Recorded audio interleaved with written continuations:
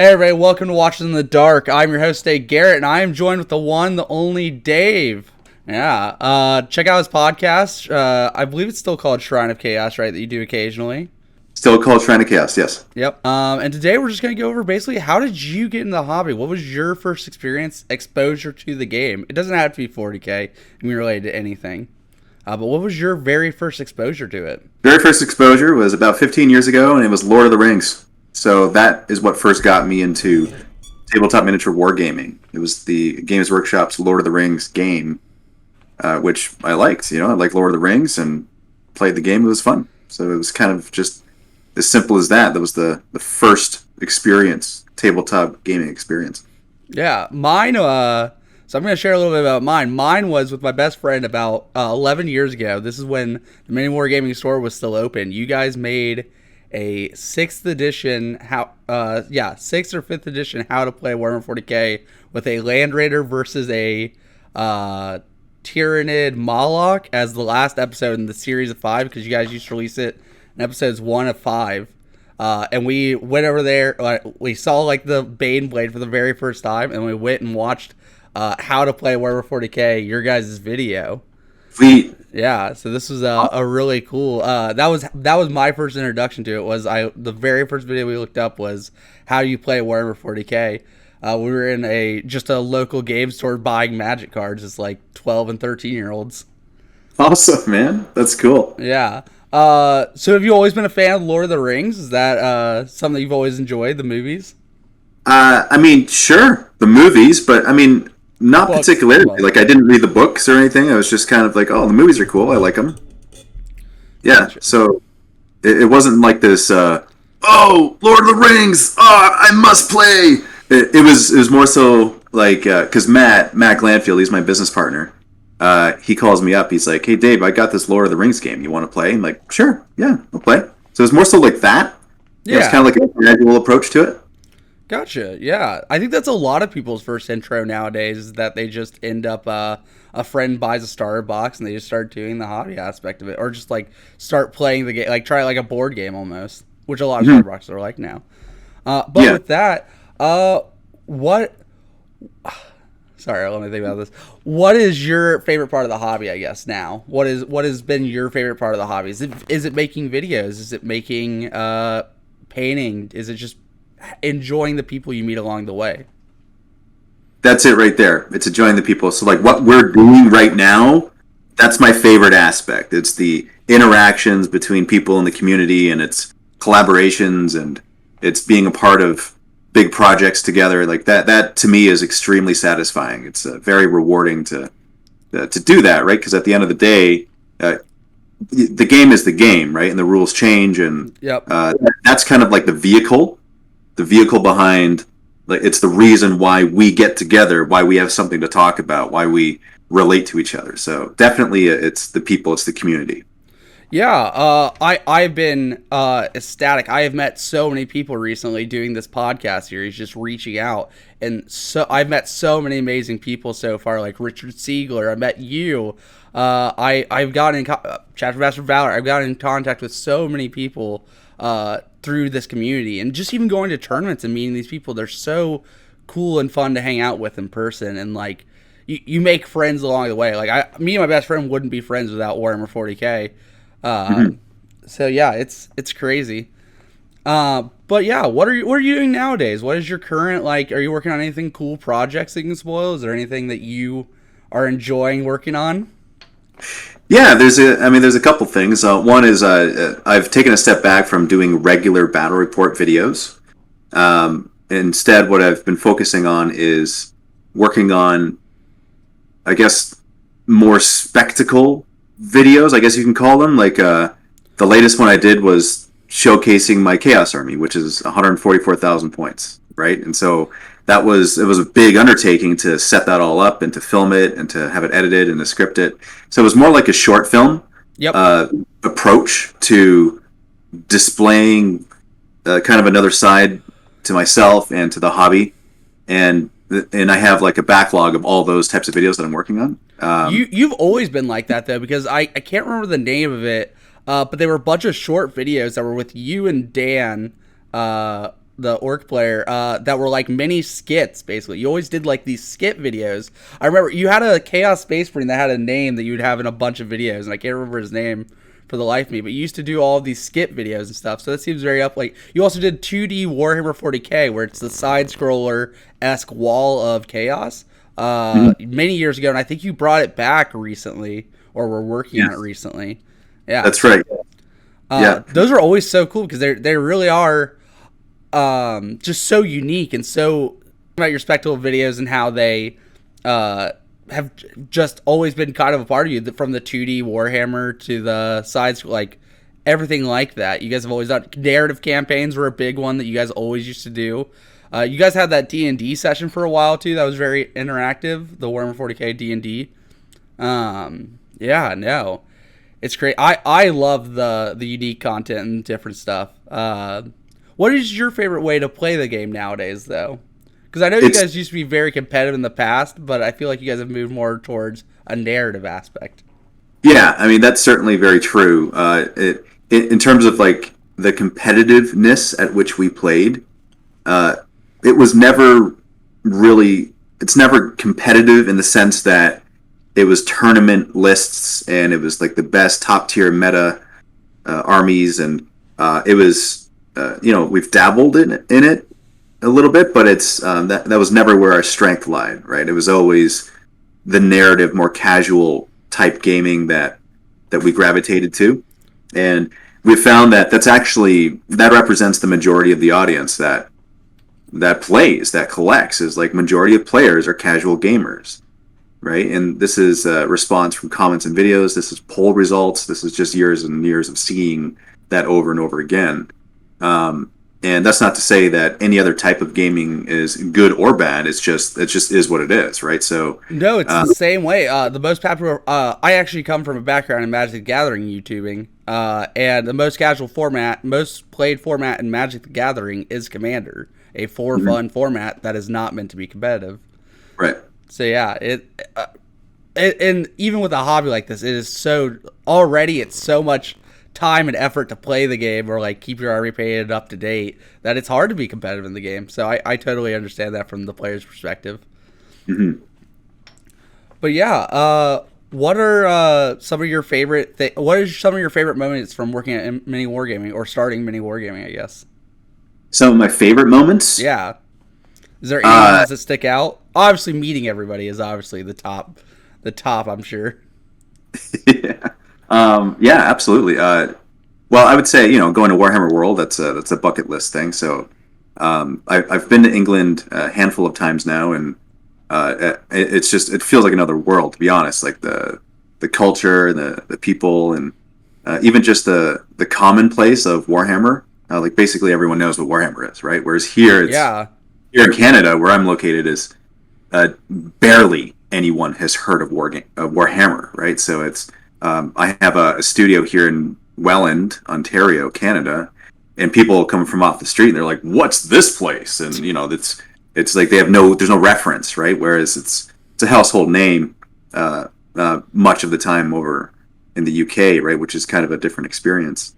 But just so it's definitely a highlight. Another one is being in the Chaos Rising Warhammer inspired fan film that we shot in Scotland last fall. It's still being edited at this point, right?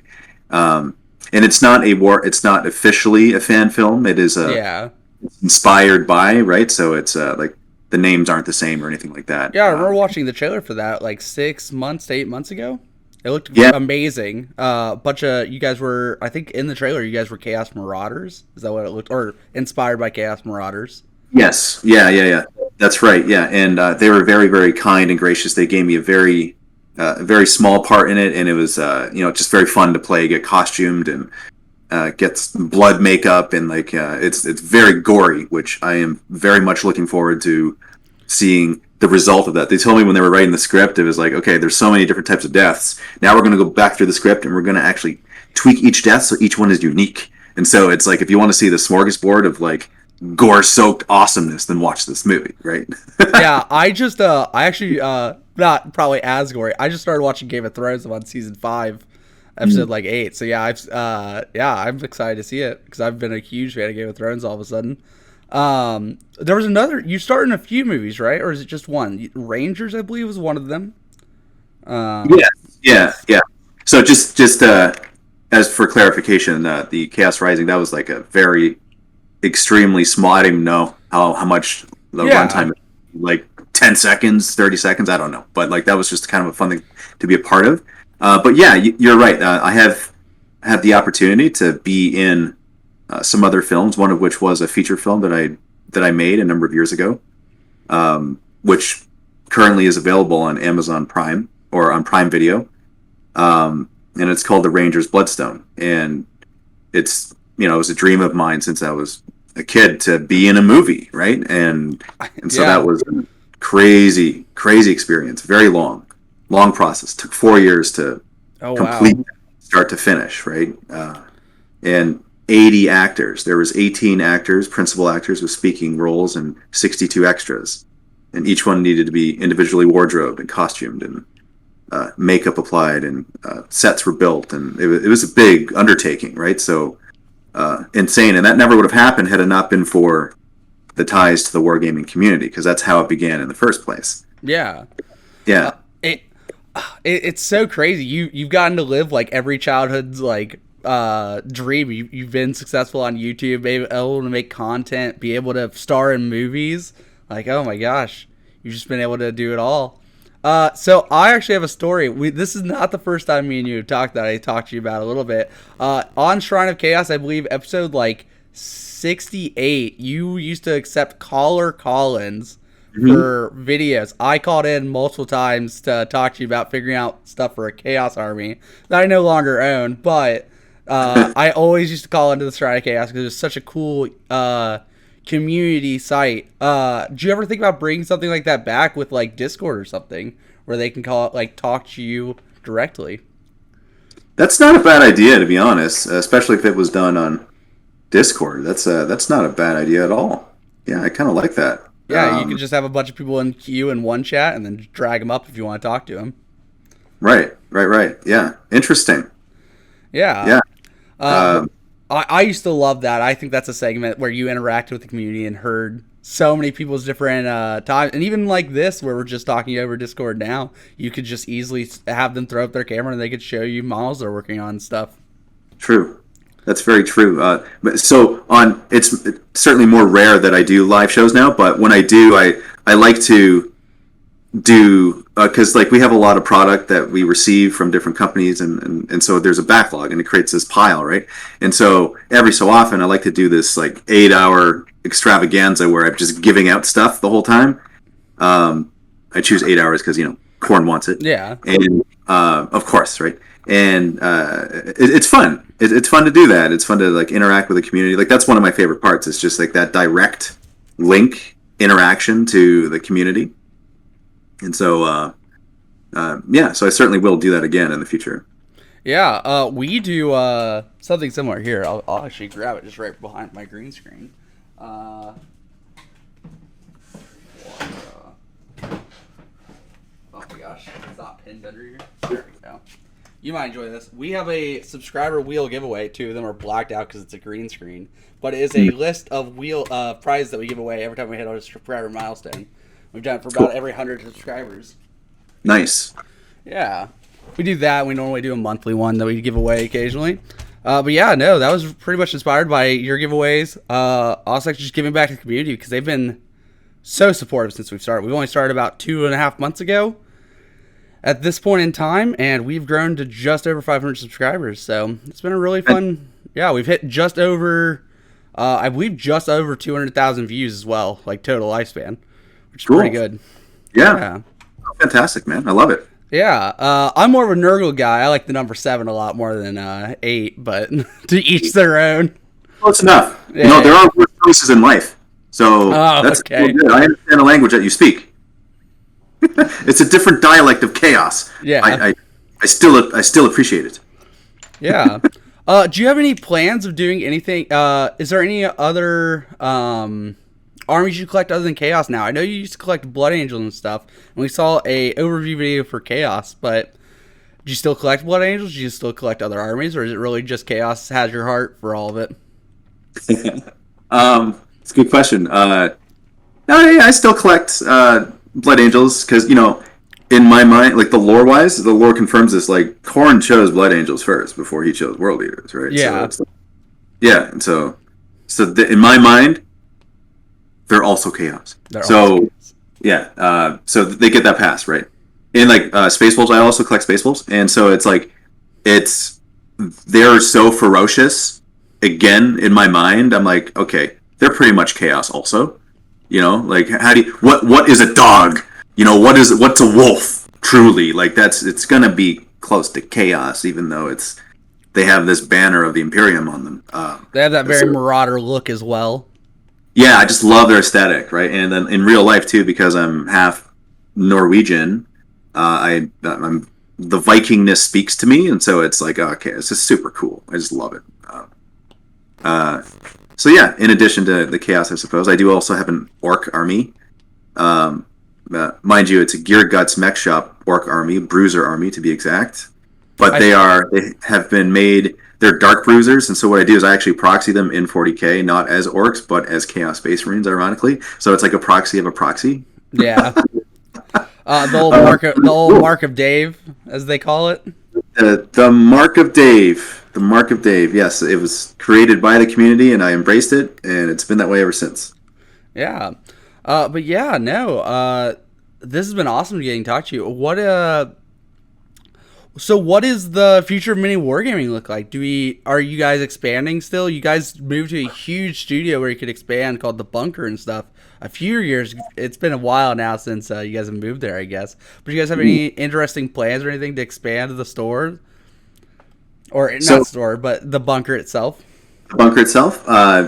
Well, in terms of the physical location, there's no plans to necessarily expand upon that in the immediate future, but our plans lie within other realms. Like, for example, we're developing a game right now, and the game is Ravaged Star, which is the line of miniatures that I've made in partnership with Lazy Squire Games.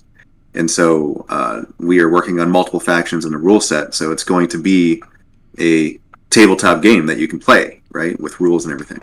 And so there's a lot of attention is being put on that right now, which rightfully so. It's an incredibly exciting thing and exciting time for that to be developed and made available to the community. Yeah, no, there's never been a better time. I think this year or the last 2 years have been one of the greatest swells in Warhammer, or not even Warhammer, tabletop gaming exposure, period. Like, we've just seen a massive influx of new people to the tabletop space, which is always great to see. And in more games, honestly, I play everything from War Machine to Warhammer to what else? Infinity. I play basically every game system I can get my hands on.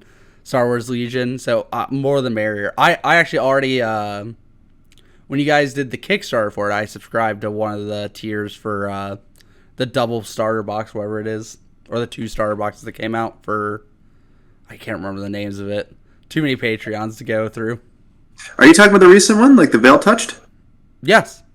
Oh, fantastic. Thank you very much for that. I appreciate that. Yeah, no, the models look amazing. They look absolutely fantastic.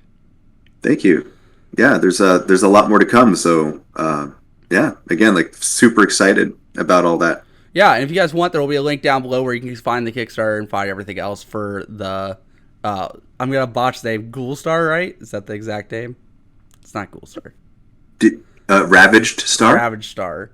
There's another game called Ghoulstar that has Space Hulk inspired that I played. Did you say Google Star? Google? Ghoul, like Ghou. Ghoul. Yeah, Ghoulstar. It's like a Space Hulk-esque game that's like space zombies, basically. Yeah. Very much like it. Yeah. Yeah. But yeah, thank you so much for coming on. We just had a short podcast today just to interview you. You're a very busy person. You got a lot going on. So I appreciate you asking. Yeah, go check them out at miniwargaming.com. Go check out that Kickstarter. We'll have a link below for both. And thank you guys so much. We'll see you guys in the next one.